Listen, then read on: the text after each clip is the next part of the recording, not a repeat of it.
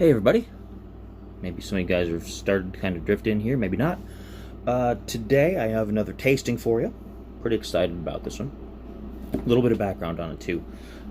Today's tasting is the Glenlivet 14-year Scotch whiskey, and this one specifically is the edition that was the Cognac Cask selection, which means when it was finished off after it was initially distilled, when it goes to age, all whiskeys go into some kind of a barrel usually. Sometimes it's American oak barrels, sometimes it's sherry, what's called a sherry cask, which used to hold, sherry. Sometimes it's rum barrels, which is really interesting. This one was in cognac, former cognac barrels. So they put the cognac in there, they aged the cognac, and then they took that out and they refilled it with Glenlivet. Now, Glenlivet is a pretty interesting brand for me. When I first wanted to get into Scotch, Glenlivet was like the prize that I was really after, because it was very expensive at the time. I didn't know the full range of Glenlivet. I didn't know what the price ranges were. The only ones I usually noticed in the store were the ones behind the counter for like $80 a bottle. And I didn't usually have $80. So it was kind of like one of those unicorn things. I would always chase after some Glenlivet, but I wouldn't get any. I wanted it to be my first Scotch taste, though, when I first started getting into whiskeys. Didn't happen that way. My first taste of Scotch actually ended up being a Speyburn, which was very good. It was very tasty, but it's different than how the Glenlivet is.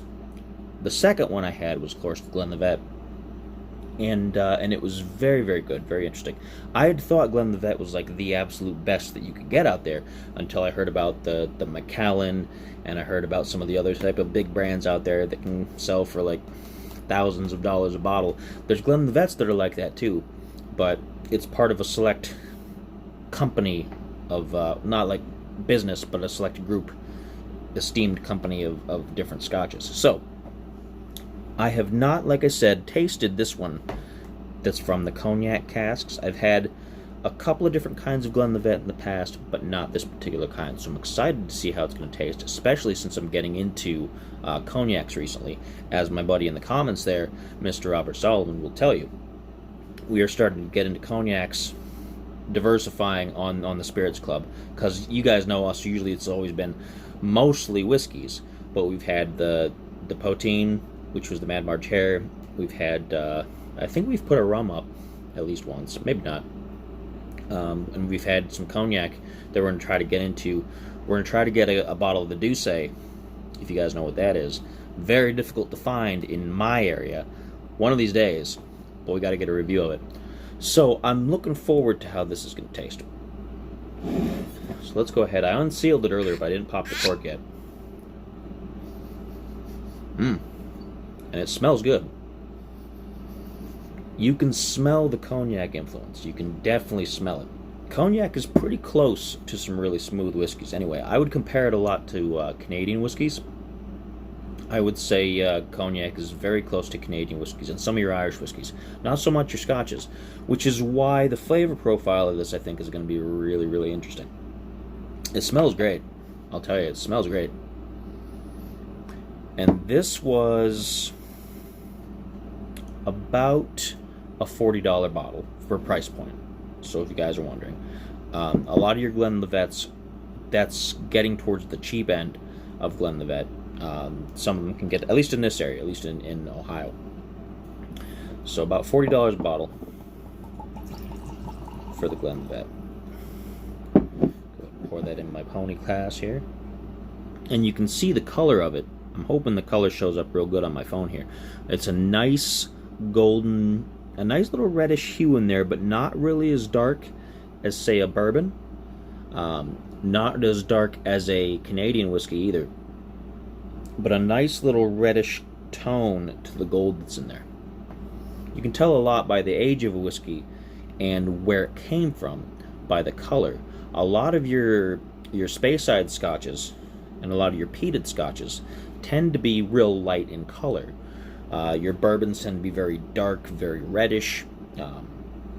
and etc., etc. So one of these days I'm going to do a little clinic on the color and what that means and what kind of flavor profile that's giving to you.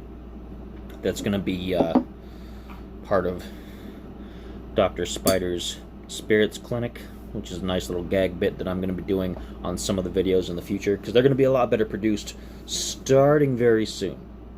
We're going to have full editing, we're going to have like jump cuts and all kinds of other crazy things, which is not something that I expected to ever be doing for you folks, but I'm going to now. So, got my Glenlivet in there.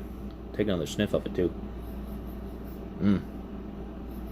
You can really, really smell the cognac influence. You can definitely smell it.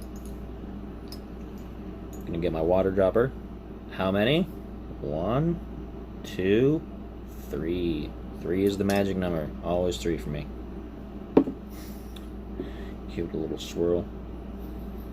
Oh man, it does smell really good. I wish you guys could smell it. One of these days they'll make phones that have like smell-o-vision, and then you'll probably be wishing you never had it because you'll smell smells you didn't want to smell. But this I wish you could smell. Let's go ahead and toss it back, huh?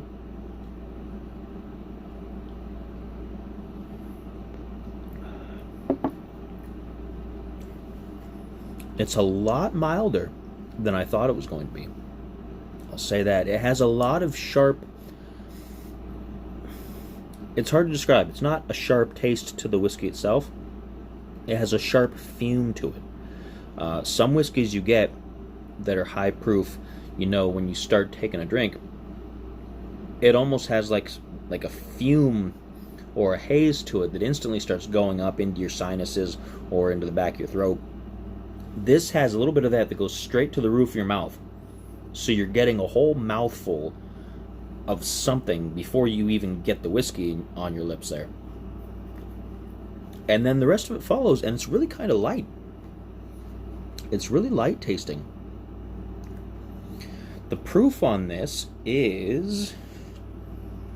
It's 80 proof, so it's 40% alcohol, so it's pretty standard 80 proof, nothing ridiculous. A lot of your base scotches tend to be 80 proof, unless you're Bruichladdich, in which case every scotch you make is at least just about 100 proof.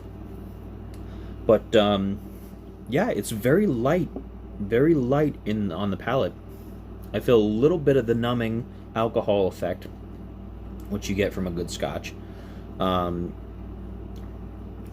There's not a lot to the flavor profile, honestly. It's kind of thin. Let me try it again and see if it kind of develops a little bit.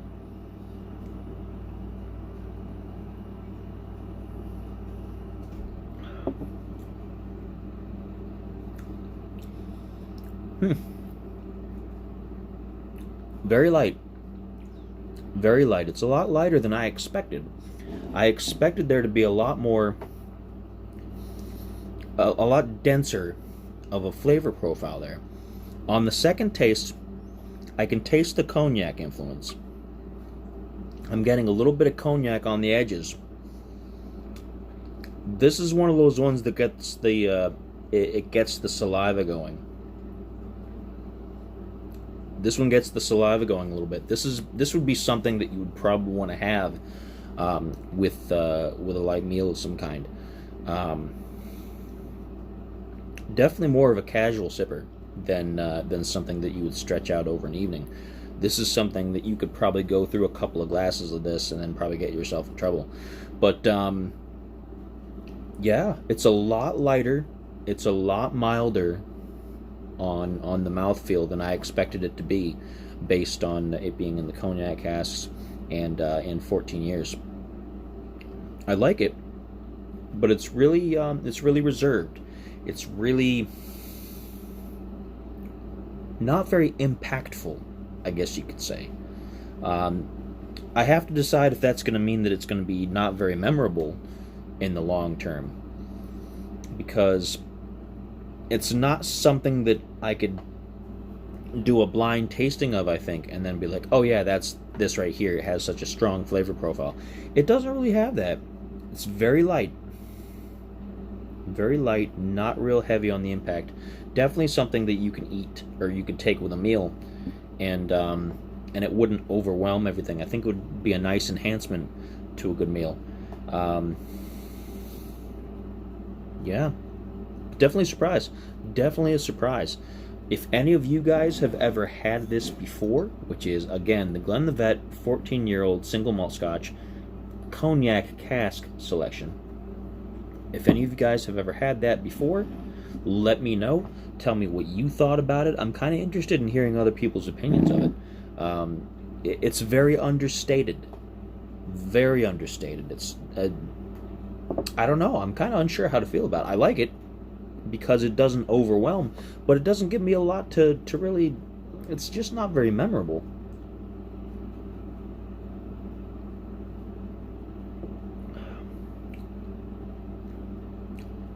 Yeah, it's not.